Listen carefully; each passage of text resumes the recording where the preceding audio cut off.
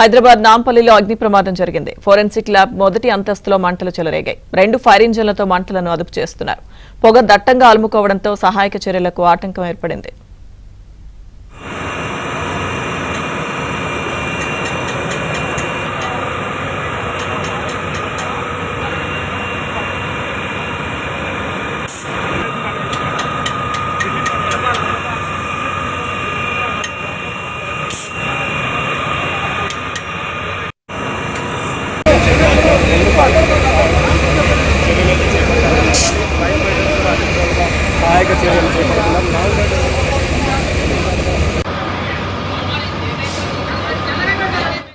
హైదరాబాద్ నాంపల్లిలో అగ్ని ప్రమాదం జరిగింది. ఫోరెన్సిక్ ల్యాబ్ మొదటి అంతస్తులో మంటలు చెలరేగాయి. ప్రమాదానికి సంబంధించిన పూర్తి సమాచారం మా ప్రతినిధి ప్రవీణ్ అందిస్తారు.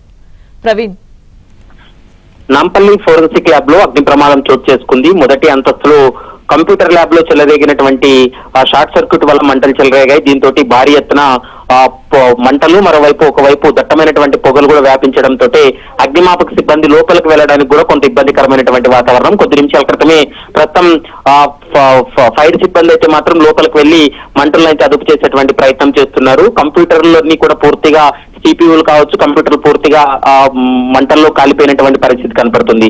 మరోవైపు ఏమైనా ఇంపార్టెంట్ ఫైల్స్ ఏమైనా అందులో పూర్తిగా కాలిపోయాయి అన్న దానిపైన మరికొద్దిసేపట్లో క్లారిటీ వచ్చేటువంటి అవకాశం అయితే కనపడుతుంది. ప్రస్తుతం ఖైరతాబాద్ డీసీపీ శిల్పవల్లి కూడా ఘటనా స్థలానికి చేరుకోవడం జరిగింది. మొత్తం 2 ఫైర్ ఇంజన్లతోటి మంటలను కూడా అదుపు చేస్తున్నారు. మరొక 2 ఫైర్ ఇంజన్లు కూడా మరికొద్దిసేపట్లో చేరుకునేటువంటి అవకాశం అయితే కనపడుతుంది. ఇటీవల హైదరాబాద్ లో వరుసగా ఈ అగ్ని ప్రమాదాలు అయితే మాత్రం బెంబేలెత్తిస్తున్నాయి.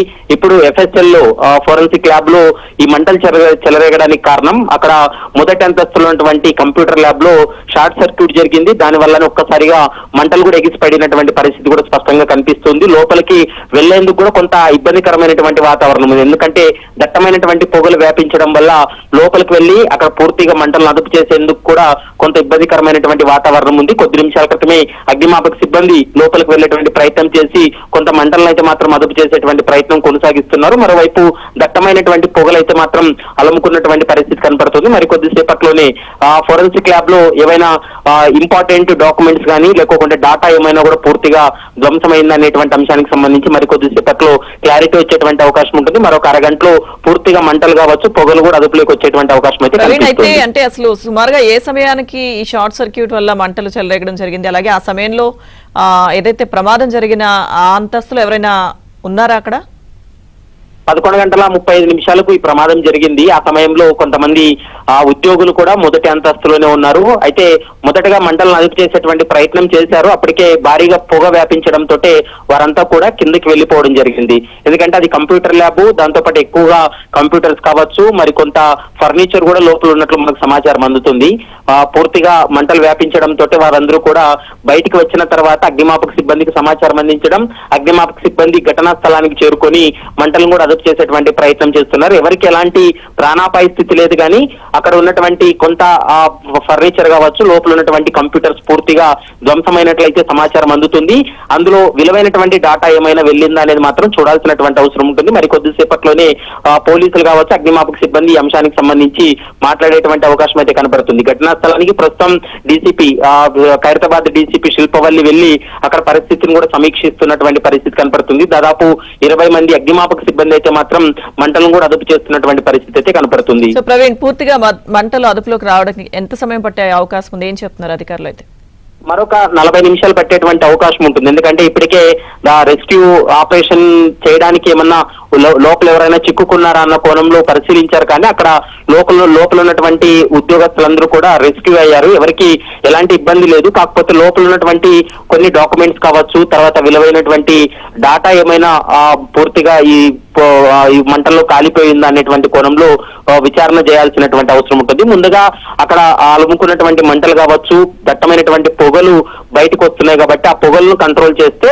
లోపల పరిస్థితి ఏ విధంగా ఉందనేది ఒక అంచనాకు వచ్చేటువంటి అవకాశం అయితే కనిపిస్తోంది. ప్రస్తుతం అగ్నిమాపక సిబ్బంది 2 ఫైర్ ఇంజన్లతో పాటు మరొక 2 ఫైర్ మొత్తం 4 ఫైర్ ఇంజన్లతోటి మంటలను కూడా అదుపు చేస్తున్నారు. మనం చూడొచ్చు, నీలోఫర్ హాస్పిటల్ కు పక్కనే ఈ ఫోరెన్సిక్ ల్యాబ్ అనేది ఉంటుంది. ఫోరెన్సిక్ ల్యాబ్ లో రాష్ట్ర వ్యాప్తంగా ఏవైనా కేసెస్ ఫోరెన్సిక్ కి సంబంధించినటువంటి ఎవిడెన్స్ కోసం, ఆధారాల కోసం ఈ ల్యాబ్ కు పంపిస్తూ ఉంటారు. ఇది రోజువారీ ప్రయోగశాల ఇది. ఖచ్చితంగా రోజువారీ అక్కడ ప్రయోగాలు జరుగుతూ ఉంటాయి. వాటికి సంబంధించినటువంటి వివరాలన్నీ కూడా ఫోరెన్సిక్ ల్యాబ్ నుంచినే వెళ్లాల్సి ఉంటుంది. అట్లాంటి ఫోరెన్సిక్ ల్యాబ్ లో మొదటి అంతస్తులో ఉన్నటువంటి ఈ కంప్యూటర్ ల్యాబ్ ఏదైతే ఉందో ఈ ల్యాబ్ లోనే ఒక్కసారిగా షార్ట్ సర్క్యూట్ జరిగింది. షార్ట్ సర్క్యూట్ జరిగిన తర్వాత మంటలు వ్యాపించాయి. దట్టమైనటువంటి పొగ వ్యాపించడంతో చాలా మంది ఊపిరాడక ఉద్యోగస్తులందరూ కూడా కిందకు రావడం జరిగింది. వెంటనే అగ్నిమాపక సిబ్బందికి కూడా సమాచారం ఇచ్చినటువంటి పరిస్థితి కనపడుతుంది. ప్రస్తుతం దట్టమైనటువంటి పొగలు ఉండడం వల్ల కొంత లోపల పరిస్థితి ఏ విధంగా ఉందనేది అంచనా వేయలేకపోతున్నారు. ప్రస్తుతం పోలీసులు కూడా ఇటు అగ్నిమాపక సిబ్బంది కూడా ఘటనా స్థలానికి చేరుకొని విచారణ కూడా కొనసాగిస్తున్నటువంటి పరిస్థితి అయితే స్పష్టంగా కనిపిస్తుంది.